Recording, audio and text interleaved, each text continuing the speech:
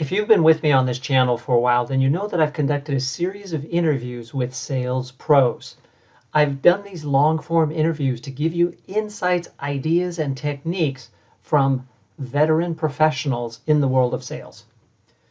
Now, this clip is a selected question and answer from one of those past interviews.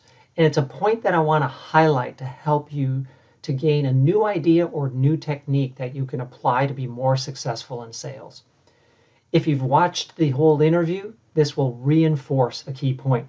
If you haven't, then I hope it whets your appetite to go back to the list of videos on my channel and find the full interview and watch it. Enjoy this tip. So then, coming back to you as a director of sales, Lily, and also a leader in the company, what do you think makes a good leader or a good manager? What are the traits?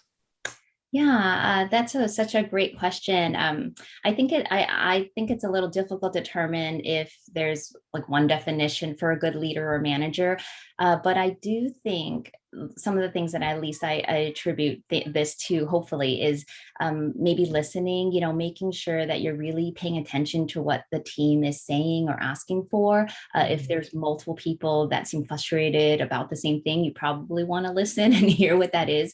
I think so often people are waiting for their turn to speak, if that makes any sense. Like, you're listening, but are you really listening? You're just waiting for your turn to respond. I think if you really can sit and listen to what someone's saying and then being able to acknowledge that, I think it's really important. I think that leads into maybe the next thing that I would say is maybe support, making sure the team knows you're actively there to guide them and support them as needed. Sometimes I think with the hustle and bustle with sales folks and them, you know, now with everyone being so remote, can you really feel like you're there for somebody? But, you know, constant communication or just ways to say, how are you doing today? I think is just something that could really help them. Again, collaboration, again, that leads all into the others, just ensuring that people feel that they're important, that their voice is important, having those communal decisions together are important. And I think just maybe the last or most important thing is making a difference. You know, you mentioning leaders and managers.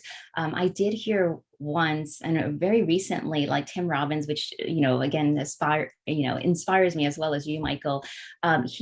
He's also like a life coach and that type of thing. If everyone doesn't know who he is, but he really resonated with me because he really made a distinction between a manager and a leader. So he had mentioned something about like management really being focused on getting results. So it could be something like, I'm going to make you, you know, help you increase your, you know, market share by X, or I'm going to go ahead and have you surpass your sales goal by 20%. And that's really, you know, what a manager does. They're focusing on getting results.